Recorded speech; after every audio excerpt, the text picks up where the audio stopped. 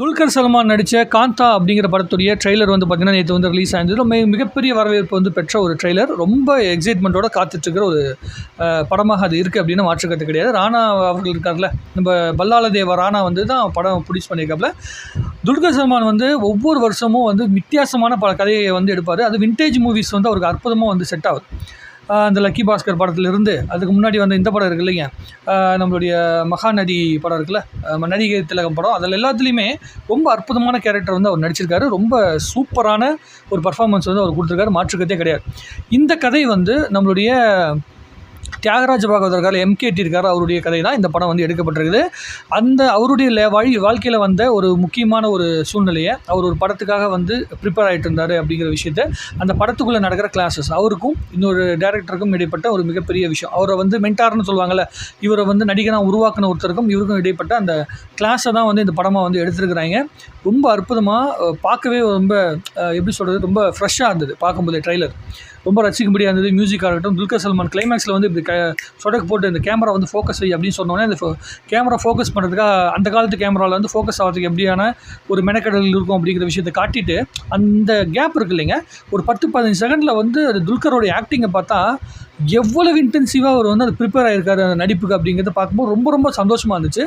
ரொம்ப எக்ஸைட்மெண்ட்டாக இருந்துச்சு. சமுத்திரகனிக்கு வந்து ரொம்ப அற்புதமான ஒரு வாய்ப்பு, செம பர்ஃபார்மன்ஸுக்கான ஒரு வாய்ப்பு.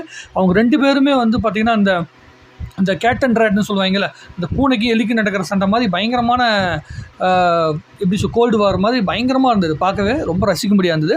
ஸோ நிறைய பேருக்கு வந்து எம்கே தியாகராஜ பாகவதர் தான் ஃபஸ்ட்டு சூப்பர் ஸ்டார் தமிழ்நாட்டில். அவர் தான் பயங்கர பீக்கான ஆள். அவர் மாதிரி வாழ்க்கையில் உயரத்தை பார்த்தவரும் கிடையாது, அவர் மாதிரி வாழ்க்கையில் தாழ்வான நிலைக்கு போனவரும் கிடையாது.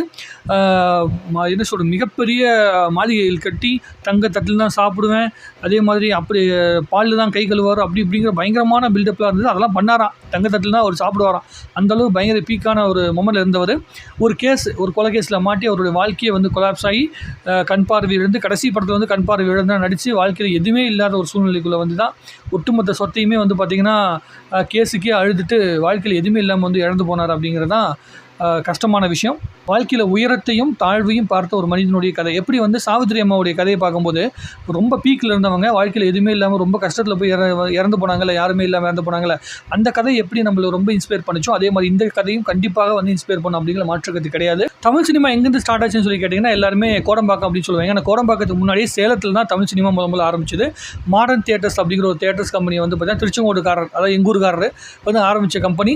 அந்த கம்பெனி பற்றி பேச வேண்டிய விஷயங்கள் நிறைய இருக்குது, அந்த டீட்டெயில் அடுத்த வீடியோவில் பார்க்கலாம். ஸோ அந்த மாடர்ன் ஸ்டுடியோஸுக்குள்ளே நடந்த அந்த ஷூட்டிங்கு, அங்கே தான் வந்து தியாகராஜ பாகவதர் வந்து மிகப்பெரிய ஒரு பீக்குக்கு வராரு. அவர் வச்சு படங்கள் பண்ணி மிகப்பெரிய படங்கள்லாம் வந்து பண்ணி பீக்குக்கு வராரு. அவருடைய வாழ்க்கையில் நடந்த மிக முக்கியமான சம்பவத்தை தான் இந்த படம் வந்து பேசுது அப்படின்னு சொல்லியிருக்காங்க. ட்ரெய்லர் ரொம்ப ப்ராமிசிங்காக இருக்குது. அதே மாதிரி அந்த ஸ்டில்ஸ் எல்லாமே பயங்கரமாக இருக்குது. ராணாவோட கேரக்டர் ரொம்ப பயங்கரமாக இருக்குது. ஒரு ப்ரொடியூசர் கேரக்டர் நடிக்கிறான்னு நினைக்கிறேன்.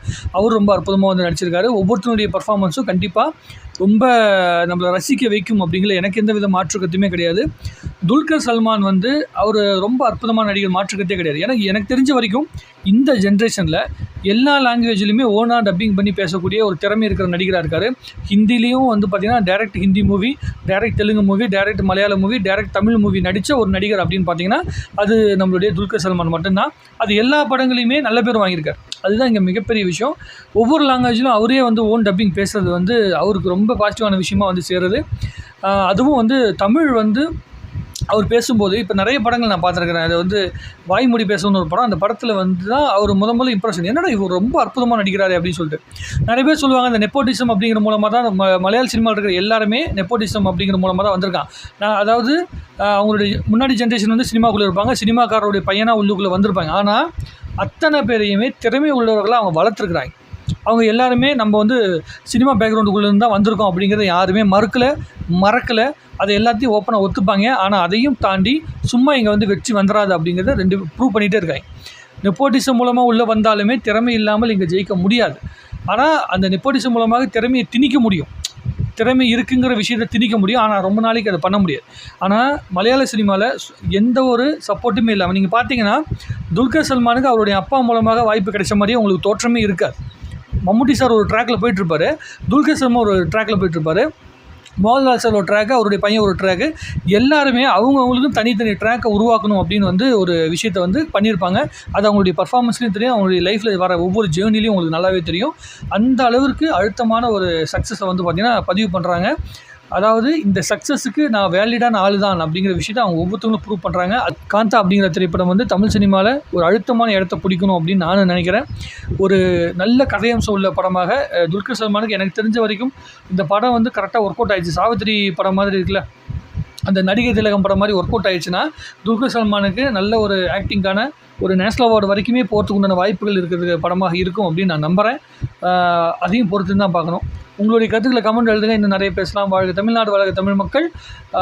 ரொம்ப ஆவலோட காத்திருக்கேன். நவம்பர் 14ஆம் தேதி வந்து தியேட்டரில் வருது. பார்த்துட்டு இன்னும் டீட்டெயிலான ரிவ்யூவோடு வந்து பார்த்திங்கன்னா நம்ம சந்திக்கலாம்.